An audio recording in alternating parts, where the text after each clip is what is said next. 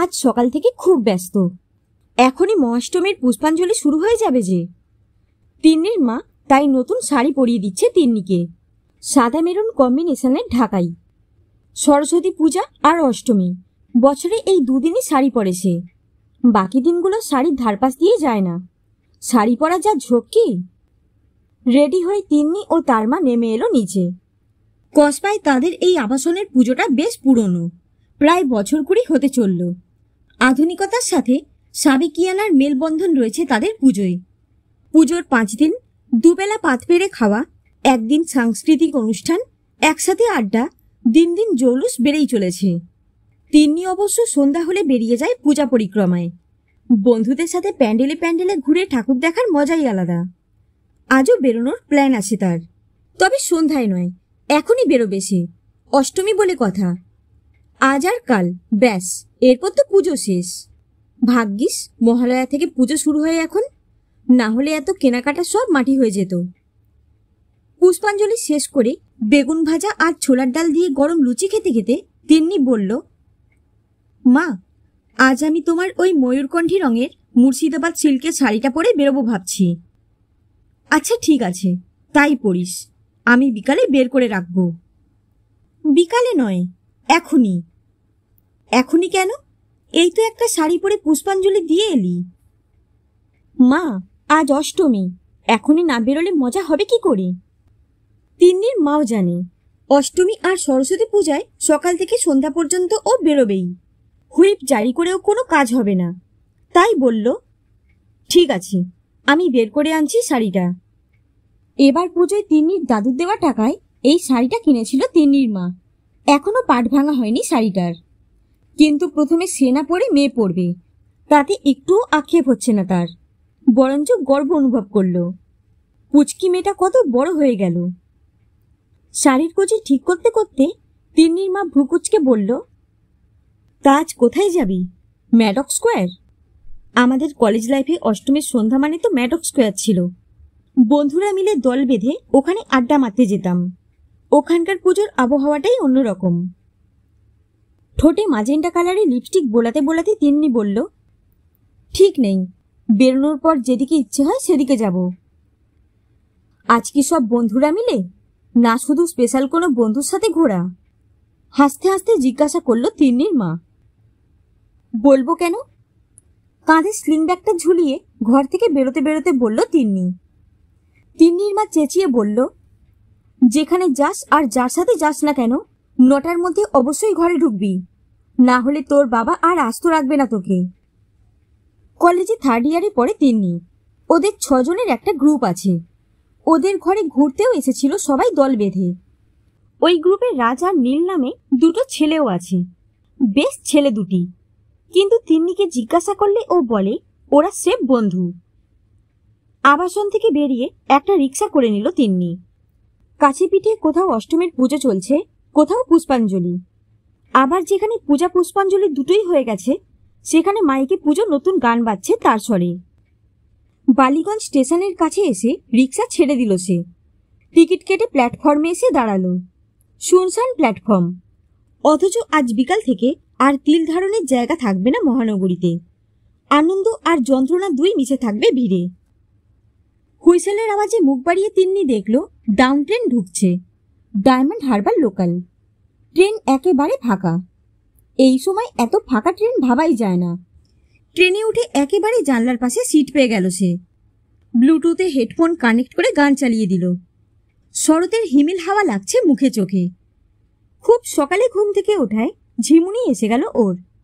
এই সময় কোনো ফোন এলে বড় বিরক্ত বোধ করে সে, তাই ফোনের এরোপ্লেন মোডটা অন করে দিল। চোখে চোখ লেগে গিয়েছিল বোধহয়। হঠাৎ হৈহট্টগোল আর হকারদের চেল্লামিল্লিতে চোখ খুলে তাকালো তিন্নি। ডান দিকে ভারত সেবাশ্রম সংঘের শতবার্ষিকী ভবন দেখা যাচ্ছে, অর্থাৎ ডায়মন্ড হারবার স্টেশনে ঢুকে গেছে ট্রেন। সে ট্রেন থেকে নেমে মেন রোডে এসে দাঁড়ালো।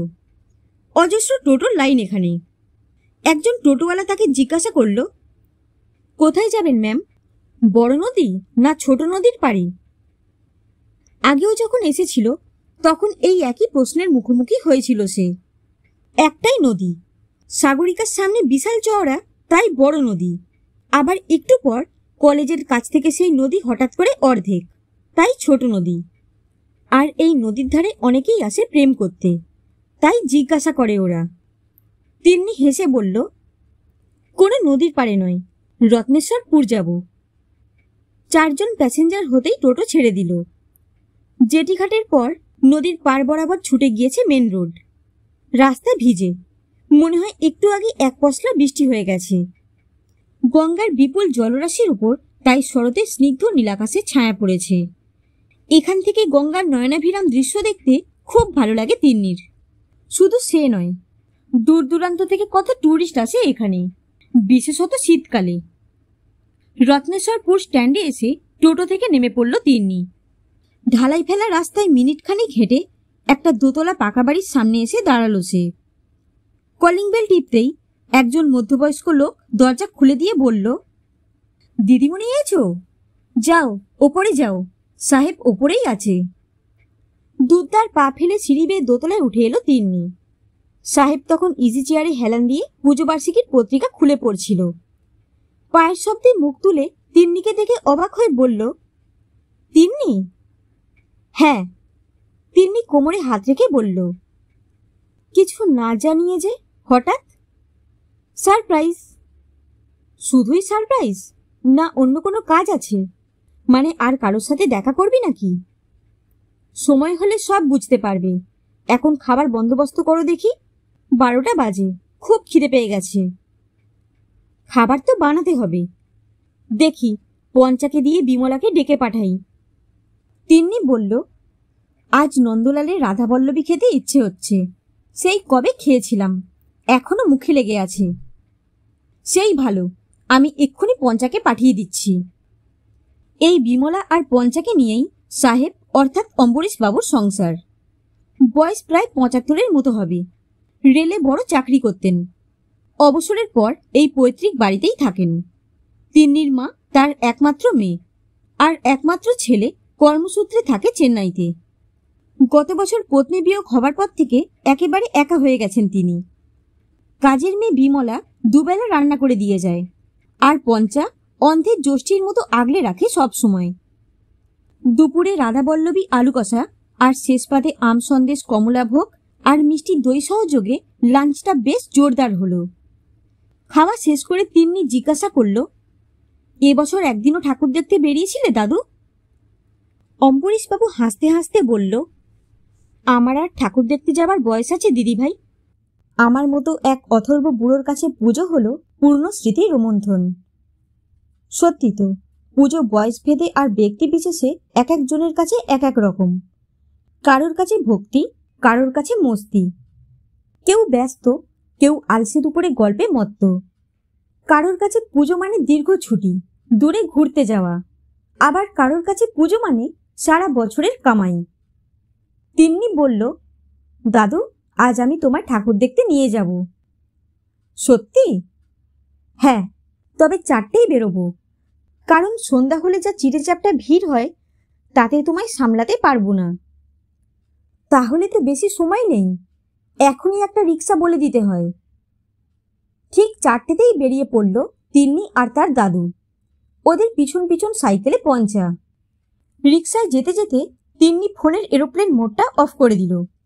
সাথে সাথে হুড়মুড় করে নোটিফিকেশন ঢুকতে লাগলো ফোনে। বেশিরভাগই হোয়াটসঅ্যাপে ওর বন্ধুদের মেসেজ। কোথায় আছিস?